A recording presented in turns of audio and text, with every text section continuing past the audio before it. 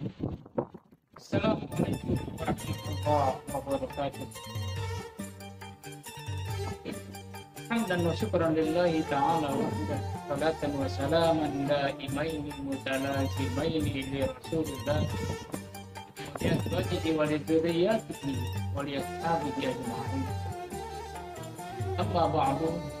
Subhanaka la ilma lana illa ma 'allamtana innaka antal alimul hakim.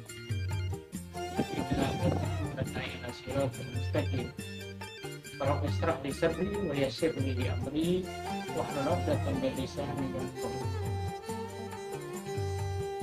Hadirin mukarramin wa mukarramin, para pendengar, pemirsa dimanapun Anda berada, segenap kaula muda yang penuh semangat saya cintai dan saya banggakan.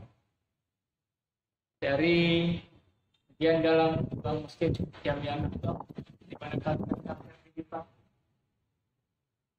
karpet dilipat digulung karena wabah pandemi, jadi masjid tanpa karpet sementara.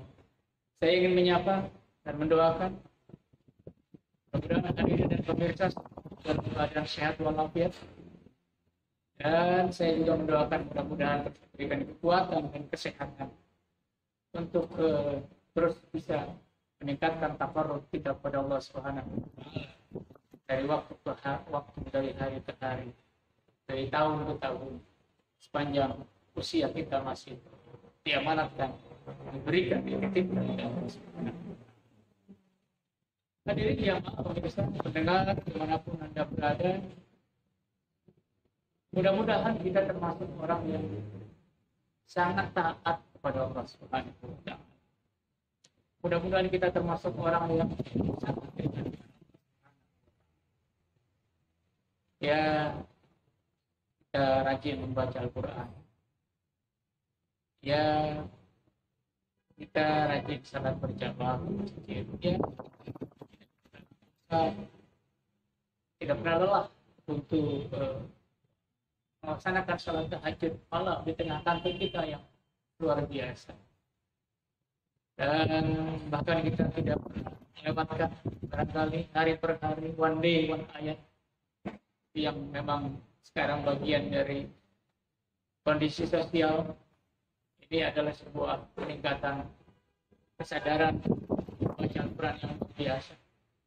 Tadarus online dibagi-bagi juga luar biasa. Intinya kedekatan kita, ketakwaan kita, takut kita kepada Allah Subhanahu wa taala sangat meningkat. Bisa jadi juga dalam posisi yang sedang, kalau dalam istilah baterai HP itu sedang mendekati 100% atau 100% bisa jadi.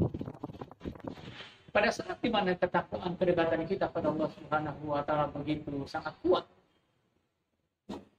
sangat semangat, sangat tinggi, hasilnya kualitasnya sangat tinggi, sangat baik, sangat bagus. Kualitas ketakwaan kita, kedekatan kita pada Allah Subhanahu wa taala. Ini ada sebuah nasihat yang disampaikan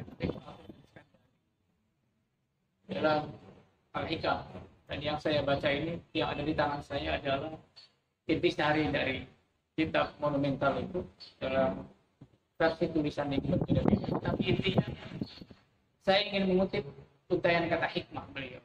Begini kata beliau, anta ila hilmihi iza ata'atahu ahwaju minka ila hilmihi iza asrika.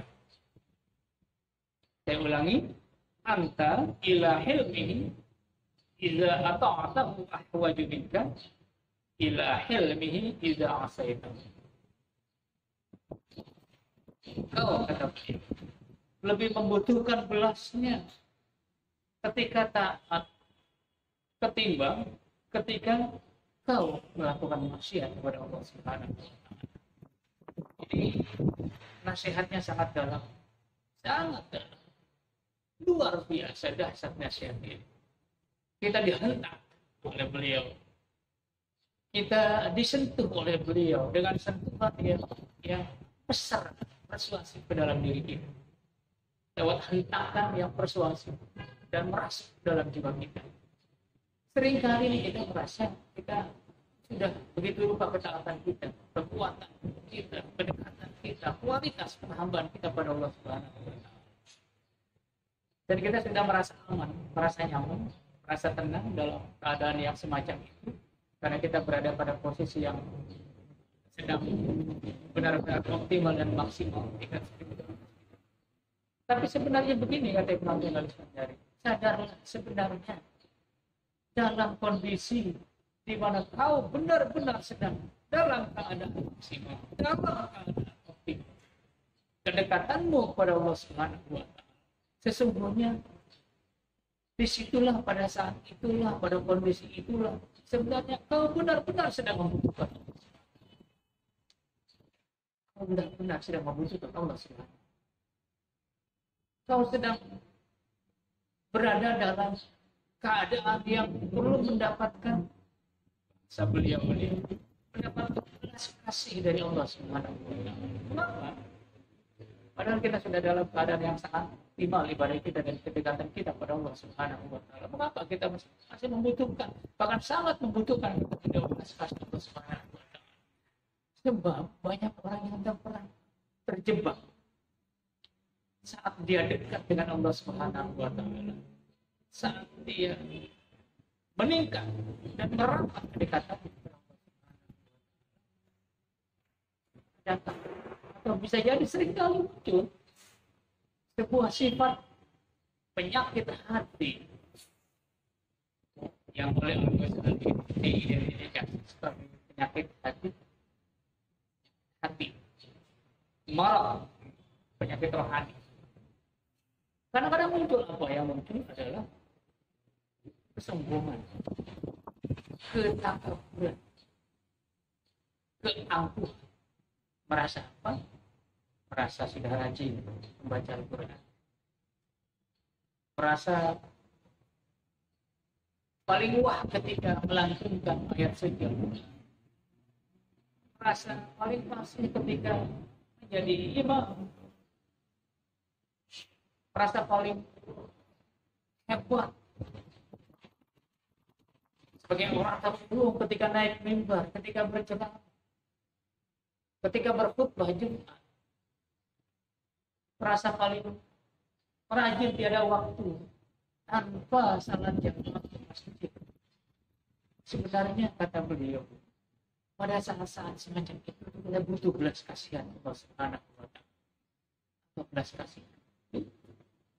Kita berharap belas kasih Allah Subhanahu wa taala jangan sampai kita terjebak ke dalam keangkuhan, kesombongan, ketakaburan dengan kesalehan individual kita, dengan kedekatan kita, dengan merapatnya kita, dengan sangat kuat dan tingginya kualitas ibadah kita pada Allah Subhanahu wa taala.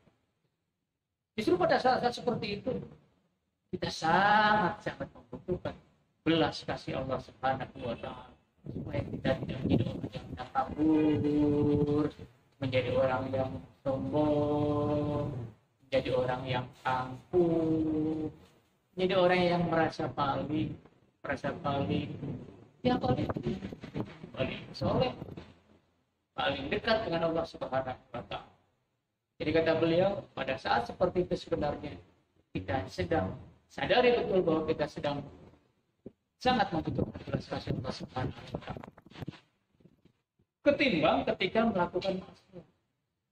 Justru pada saat misalnya, namun segitu, ketika kita melakukan maksiat, ada orang yang melakukan maksiat atau tidak atau kurang mendekatkan diri pada Allah Subhanahu wa taala. Justru sebenarnya dalam posisi itu dibandingkan dengan dalam keadaan taat tidak terlalu membutuhkan belas kasih Allah Subhanahu wa taala. Sebab apa? Sebab orang yang tidak begitu dekat dengan Allah Subhanahu wa taala, sebab orang yang jarang atau katakanlah memang bisa dihitunglah salat jamaah. Orang yang biasa-biasa saja ketika dia berceramah, ketika dia berkhutbah biasa-biasa saja. Atau katakanlah ada hal-hal yang terlewati dari apa yang mestinya dia lakukan sebagai bagian dari ketaatan. dalam keadaan seperti ini sebenarnya kata Ibnu Athaillah Al-Iskandari, orang tidak terlalu butuh belas kasih Allah Subhanahu wa taala ketimbang dalam keadaan Subhanahu wa taala. Kok bisa tidak terlalu butuh? Iya. Karena dengan kondisinya yang semacam itu, dia tentu pasti tidak akan menyombongkan diri. Apa Anda kira-kira orang yang menyombongkan diri sebenarnya? Jarang atau tidak salat berjamaah di masjid. Apakah ada orang yang menyombongkan diri karena dia tidak fasih membaca Al-Quran? Apakah ada orang yang menyombongkan diri padahal dia tidak mampu berkomunikasi di hadapan publik dengan sebaik-baiknya, berceramah, berkhutbah? Tidak kan? Tidak begitu. Tidak menyombongkan. Lagi pula apa yang tidak menyombongkan diri, tidak datang. Kata Ibnu Athaillah Al-Iskandari, dalam kondisi yang semacam ini ya wajar, tidak terlalu membutuhkan belas kasih Allah Subhanahu wa taala, dapatkan rahmat, dapatkan hidayah, lebih bersemangat pada mendekatkan diri pada Allah Subhanahu wa taala. Tetapi dalam ketataburan kesombongan tidak. Dalam keadaan sangat dekat dengan Allah Subhanahu wa taala itu, kita harus sadari bahwa kita sebenarnya sedang sangat butuh-butuhnya belas kasih Allah Subhanahu wa taala, dekat Allah Subhanahu wa taala kepada kita. Jangan sampai kita terjebak dalam keangkuhan, kesombongan, ketakaburan karena kedekatan kita, karena rapatnya kita dengan Allah Subhanahu wa taala, karena rajinnya kita melaksanakan ketaatan kita kepadanya. Jadi jamaah yang dimuliakan Allah Subhanahu wa taala, mohon dicatat, kita sangat membutuhkan belas kasih Allah Subhanahu wa taala pada saat-saat kita sedang sangat dekat dengannya, bukan pada saat-saat kita sedang baterai kita, kualitas ibadah kita terlalu, kita tidak terlalu membutuhkan belas kasih Allah Subhanahu wa taala. Dalam konteks ini ya, dalam konteks di mana jangan sampai ketakaburan. Demikian hadirin dan pemirsa dimanapun Anda berada, kembali saya Ustaz Ahmad Yani Uhai dari ruang dalam Masjid Jami'ah Nahdlatul, masjid tertua di Bilangan Kalideres, Jakarta Barat, dan ini adalah fase renovasi yang ketiga.